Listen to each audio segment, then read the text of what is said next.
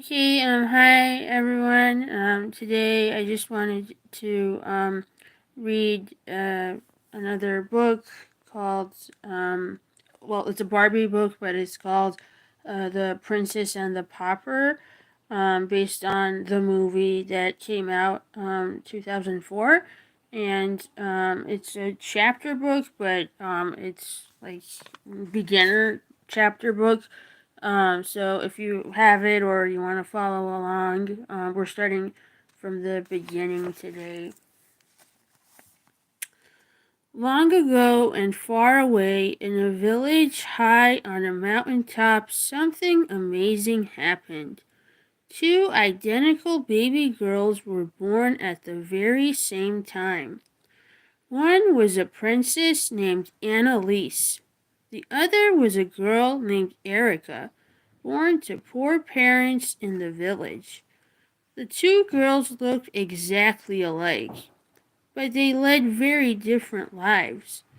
Princess Annalise lived in a beautiful castle. She learned how to behave like a princess. She studied with a handsome young tutor named Julian. Erica lived in a one-room apartment. She worked long hours sewing dresses. The cruel owner of the dressmaking shop, Madame Carp, wanted to keep Erica working for her for a long, long time. With lives so different, it wasn't surprising that the two girls had never met. But one day, destiny made their paths cross. From that day forward, the lives of the princess and the pauper were changed forever. A royal problem. Princess Annalise was having a perfect day. The sun shone on her blonde hair. She and her cat Seraphina were in the royal gardens.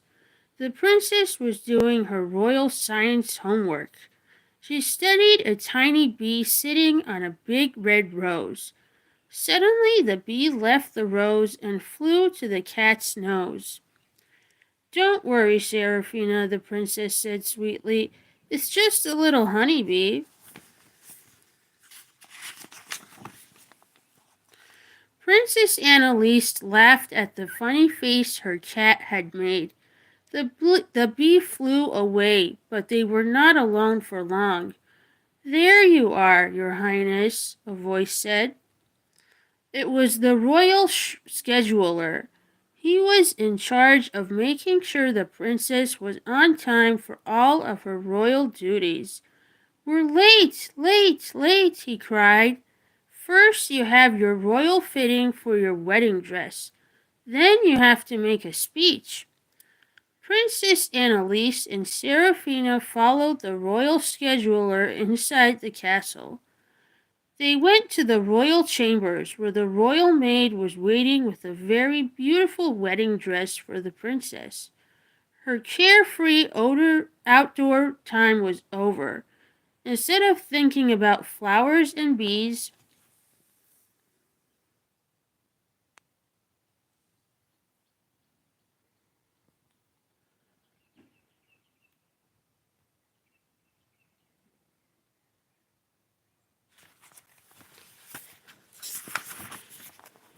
Princess Annalise had to think about a wedding she didn't want. It was her own marriage to a rich young king who was seeking a wife. He was King Dominic, a man she'd never even met. Secretly, the princess was in love with her royal tutor, Julian. But a princess could not marry a teacher. She had to marry a member of a royal family. "All of my life, I've always wanted to have one day just for me," the princess told her cat. "I just want one day to be free, free to listen to my heart and marry whom I choose." Annalise looked up as her mother, Queen Genevieve, came into the room. "I'm so sorry, my darling," her mother said, "but you know you must marry King Dominic. My royal advisor, Preminger, was informed me our royal gold mines are empty." There won't be enough money to take care of the people of our kingdom.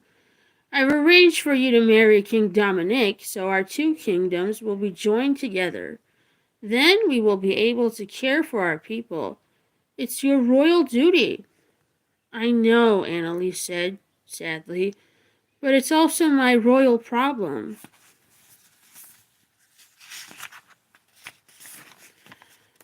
We're chapter 2 right now.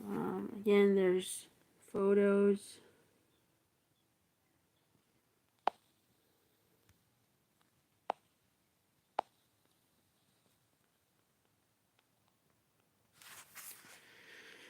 "How dare the Queen make a decision without me?" Preminger shouted as he arrived at the royal gold mine. He had just heard the plans for Princess Annalise's marriage. In the darkness of the mine, Preminger's helpers, Nick and Knack, shook at their masters as their master spoke. "Master Preminger," Nick said nervously, "you're back early. We just stole the last of the gold from the royal mine." "Yeah," Knack added, "it's all yours." "Yes, it is," the evil Preminger said. He scooped up a handful of golden nuggets. "And my plan was that I would marry the princess and rule the land." "Right," said Knack, "except for this one little problem. She's marrying the king of Dulcinea next week." "Silence," shouted Preminger. "I have a new plan.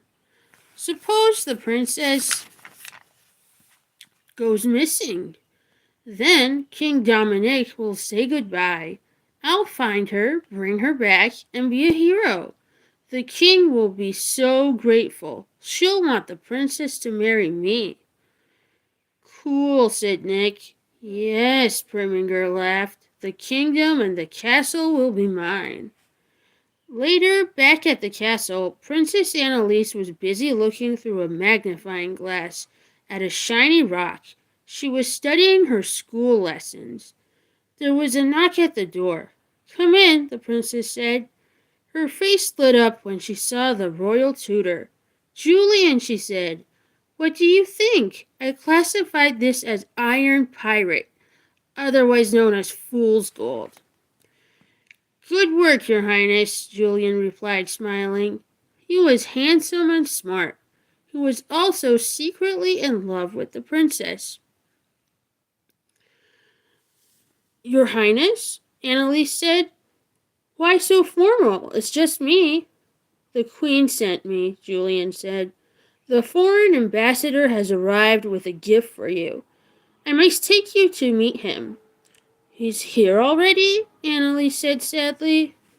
But she knew her royal duty, so she followed Julian to the royal throne room.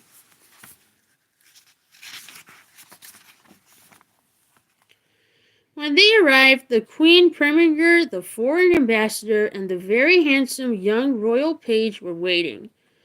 "Princess Annalise, Your Highness," Julian announced. "Come, darling," the Queen said.